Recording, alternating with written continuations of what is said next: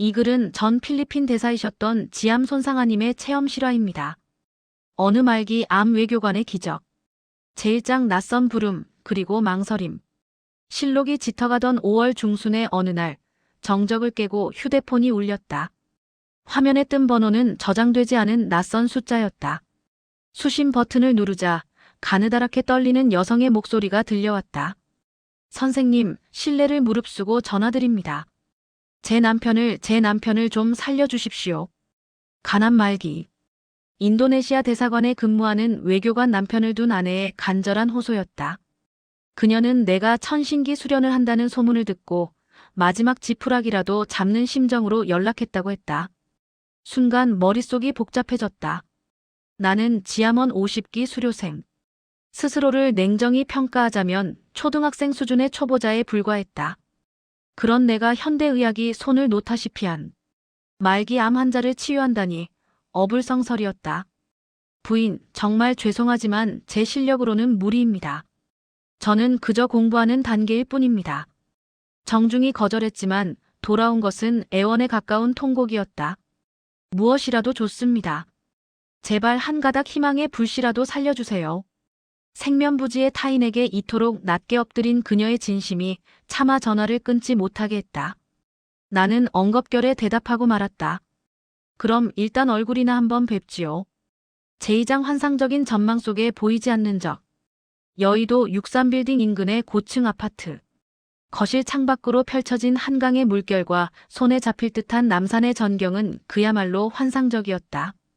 하지만 그 아름다운 풍광 뒤로 집안의 주인인 미스터 파우잔의 모습은 처참했다.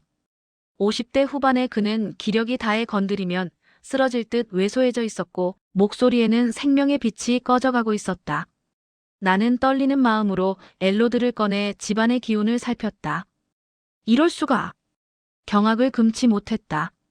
환상적인 전망과는 정반대로 집안은 수맥의 소굴이었다. 안방, 거실, 작은 방까지 무려 3개의 굵직한 수맥이 집을 관통하고 있었다. 특히 안방의 2m 폭 수맥은 정확히 파오잔 씨의 침대 위치를 지나고 있었다. 거실 소파와 사무실 책상도 마찬가지였다. 그는 8년 동안 사선을 넘나드는 수맥 위에서 잠들고 일하며 몸을 갉아먹히고 있었던 것이다. 나는 수맥의 위험성을 설명하며 침대와 소파의 위치를 옮기도록 지시했다. 사실 그때까지만 해도 반신반의했다. 초보자라는 열등감에 기 카드조차 챙겨오지 않았던 나는 그저 장소를 옮겨주는 소극적인 처방만을 남긴 채 황급히 자리를 떴다. 제3장 우연을 가장한 창조주의 명령. 그 후 바쁜 일상에 치여 파오잔 씨를 잊고 지낸 지 석 달.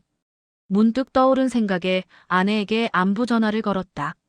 선생님, 알려주신 대로 가구를 다 옮겼더니 남편 컨디션이 전보다 훨씬 좋아졌어요. 밝아진 목소리에 정신이 번쩍 들었다. 내 능력을 과소평가하며 도망치려 했던 것은 아닐까? 라는 의구심이 들었다. 동시에 그와 맺어진 기묘한 인연이 떠올랐다. 지난 5월 초 평소 잘 가지 않던 수락산을 올랐을 때 우연히 동행했던 인도네시아 외교관 D공사. 산행 중 내가 보여준 천신기 시연에 매료되었던 그가 사무실에서 동료들에게 내 이야기를 전했고 그 이야기를 들은 파오잔 씨가 아내에게 부탁해 나를 찾아낸 것이다. 수락산의 우연한 만남부터 말기 암 환자와의 연결까지 이것은 단순한 우연이 아니었다. 그것은 치유의 길로 나서라는 창조주의 명령이었다. 나는 더 이상 망설이지 않기로 했다.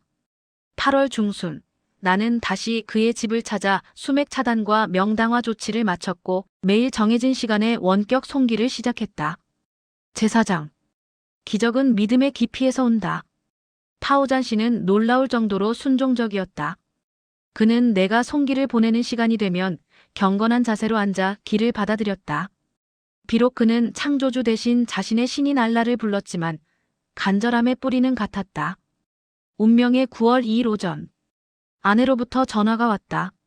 수화기 너머의 목소리는 흥분으로 파르르 떨리고 있었다. 선생님, 오늘 10번째 색전 수술을 받으러 병원에 갔는데 의사 선생님이 수술할 필요가 없대요. 병세가 너무 좋아져서 의사도 깜짝 놀랐답니다.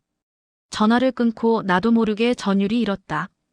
수맥을 피한 지 3개월, 본격적인 치유를 시작한 지 단 20일 만에 일어난 낭보였다. 의구심을 떨치기 위해 엘로드를 꺼내 물었다. 그의 병이 치유되고 있습니까? 엘로드가 힘차게 X자로 겹쳤다. 완치까지 얼마나 걸리겠습니까? 신호는 10개월을 가리켰다. 제오장. 활력, 다시 찾은 생의 미소. 얼마 전 업무차 방문한 인도네시아 대사관에서 파우잔 씨를 만났다.